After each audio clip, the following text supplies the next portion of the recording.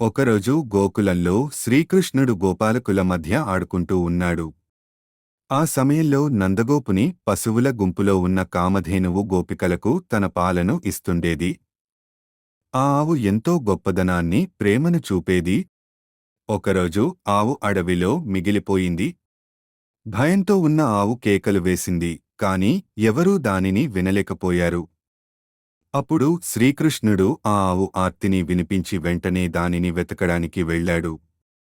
తన మురళి ఊదుతూ అడవిలోకి వెళ్లిన కృష్ణుడిని చూసి ఆవు గట్టిగా మేకపెట్టింది. ఆ ధ్వనిని అనుసరించి కృష్ణుడు దానిని చేరుకున్నాడు. చిరుతపులి దానిపై దాడి చేయబోతుండగా కృష్ణుడు తన చల్లని చూపుతో చిరుతపులిని దూరం పంపాడు. ఆవును ప్రేమతో కోలుకుని గోకులానికి తీసుకువచ్చిన కృష్ణుడు అందరికీ ధైర్యం, ప్రేమ చూపించాడు.